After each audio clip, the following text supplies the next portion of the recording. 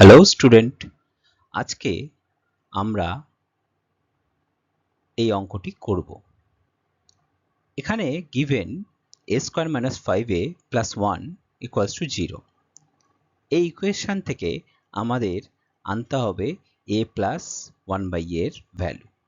তাহলে ফার্স্টে ইকুয়েশনটা লিখে নিই, যেটা given a square minus 5a plus 1 equals to 0। আমরা যদি এই এক্সপ্রেশনটা আনতে চাই তাহলে দেখব যেটা একটা a আছে আর একটা 1 বাই a আছে, তার মানে এখানে 1 বাই a সংক্রান্ত কিছু আনতে হবে।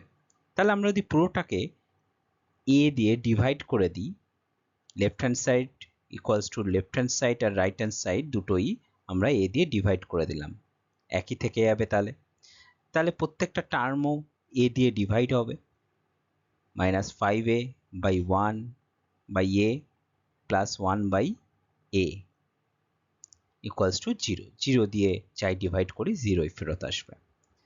তাহলে a স্কোয়ার বাই a কেটে কুটে a মাইনাস a কেটে গেল, তাহলে 5 plus 1 by a equals to 0। তাহলে a plus 1 by a equals to 5।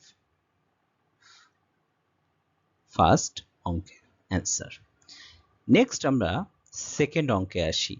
তাহলে a square plus 1 by a square আমরা অলরেডি দেখেছি, এক্ষেত্রে a ইকুয়ালস টু a আর b equals to 1 by a ধরে নিলে তাহলে a square plus b square, যার ফর্মুলা হবে a plus b whole square,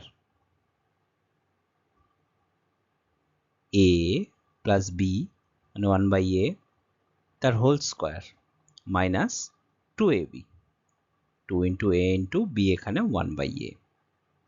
a কেটে গেল, তাহলে a plus 1 by a already আমরা জানি 5 স্কোয়ার মাইনাস 2 মানে 25 minus 2 equals to 23।